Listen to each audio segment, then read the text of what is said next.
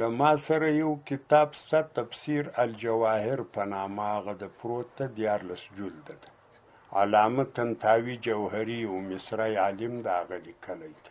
په ده تفسیر کې خبره راوړې ده چې دا مځکه چې دا خو یو ګړ د کره ده، لکه هندوانه دی ده. د دې مځکې خور چې ده لکه د هندوانې په ټوکر، د مځکې خور 90 کیلومتره پنډ ده. 90 کیلومتره به نو تقریبا دونه کېږي لکه دا ځای وشاري صفا، لا به یو څه زیات کېږي، دونه پنډ ده د مځکې خور. دا یې خور ده، شاوخوا دی پرې ګرځېدلی ده لکه پر هندوانه په ټوکی. نور نو د دغه خور په مابین کې اور ده، ټول اور ده، صفا سوچه.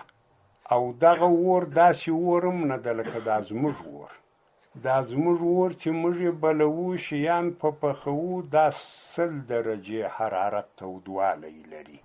دغه د مځکې د مابین اور چې ده دا 2000 درجې ګرم ده، 2000 درجې په شله ګرم ده. دا د مځکې په مابین کې د ټوله مځکه، بس دغه مځکې دا 90 کیلومتره خور دا اور راته کې کړی ده. کله کله د دغه اور څه اثرات د مځکې پر مخ هم ښکاره شي. کله کله یو ځای تر مځکه یو څه راووځي. دا دغه کې دا رادیوګانې وایي فیلیپین یو ملک ده، هغه کې دا پیښه شوه، د غرو څخه اور راپورته شوی، سکروټې یې شیندلي. خلکو ته ډېر مشکل جوړ کوي. خلک ځینې بار شو، ځینې ولاړو لرې، تر یو څه وخته و بیا ورک شو.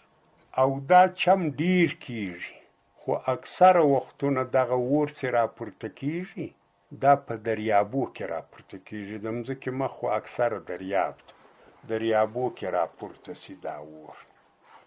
حدیث کې راځي نبی علیه الصلاة والسلام وایي دوزخ اور چې و الله ته شکایت وکړي چې اکله باغ دی باغدن.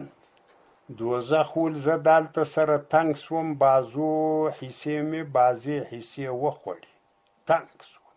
الله جل جلاله اجازه ورته وکړه چې په کال کې 2 ساوې کاږه، یوه په کال کې 14 سا کاږه، یوه سړک سا کاږه، نو به یې څه ارامېږي. نو نبي علیه السلام وایي کله چې اور 14 سا وکاږي د مځکې پر مخ باندې ګرمي راشي، کله چې سړه سا وکاږي د مځکې پر مخ باندې یخ راشي. البته که څه هم د یخو د ګرمۍ به نور اسباب هم وي، او داسې په دقیق نظر ورته وګوري څه داسې سوالونه به هم واردېږي چې جوابونه به لري. خو د دغه حدیث و د دې تفسیر دا خبره سره نږدې ده.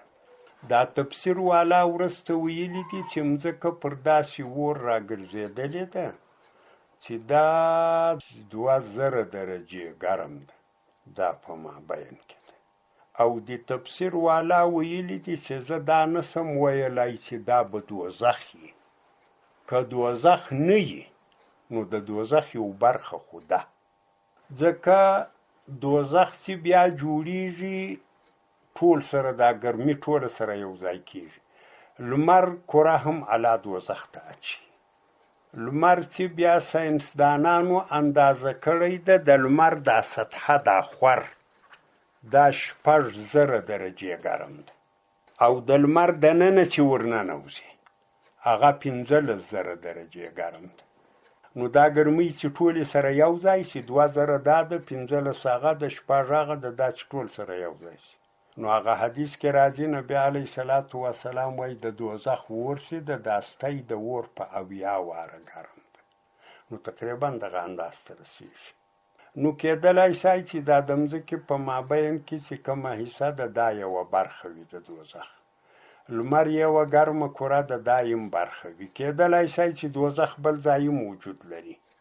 نو دا تفسیر والا وایي چې زه داسې خو نسم ویلی چې دا دوزخ ده، او دونه قدر ویلی سم چې دا د دوزخ یوه برخه ده، ګرم اور ده. نو داسې هم کېدلی شي.